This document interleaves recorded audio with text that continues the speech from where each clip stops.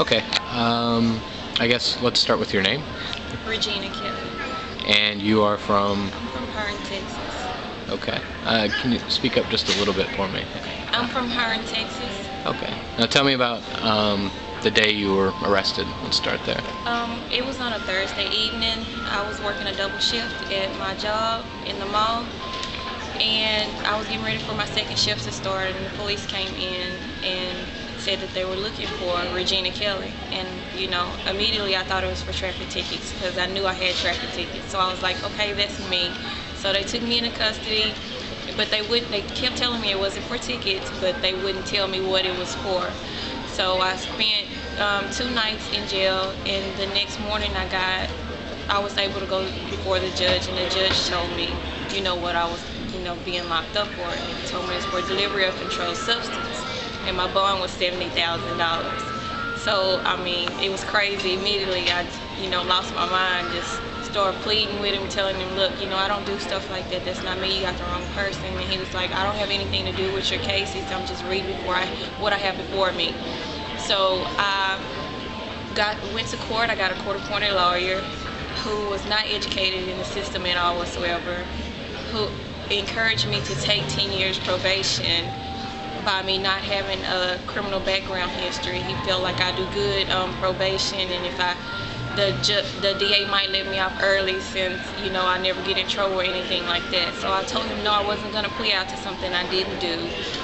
And so he went back to the DA and came back with 5 years probation, and I told him the same thing. And so I asked him to get the evidence that they used to indict me on. So a couple of days later, they delivered the evidence, and it was a tape that had 2 men conversating on it and not even a female voice. But that's what the grand jury used to indict me on, as far as the drug case. I spent 3.5 weeks in jail. My bond was reduced to $10,000, where my parents were able to come up with the money and get me out. After that, I never had to go to court again. It's like I never heard from them anymore. One of the other plaintiffs in the case got to go to court, and that's when everything came out about the informant who lied on everybody's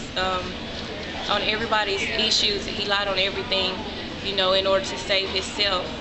The DA had threatened him and his family, beat him, night after night while he was in jail.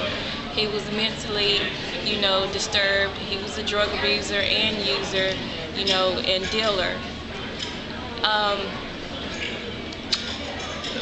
Tell me, expand a little bit about basically what happened in Hearn generally. How many people were arrested? How many were African American? How many were, cleared of all charges?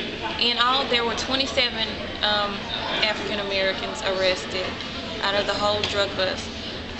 The DA claimed there was one white person, but that person was never seen, noticed, or heard of throughout the civil suit. So I think that was pretty much fabricated. This was pretty much an ordeal that they do every year. The DA rounds up a lot of people, to meet his quota to keep his grant money coming in for the task force or whatever. That's federal grant money. Yes. And so whether you're innocent or not, the numbers look good on paper, and that was something that he needed.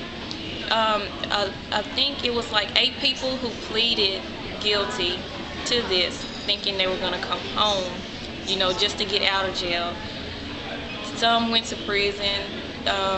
Some did get to come out, Some were already on probation for other things, so it provoked their probation. They ended up going to prison regardless, And the rest of us, we just waited it out. Some people stayed in jail for like up to 6 months due to this, just waiting it out to see what was gonna, happen.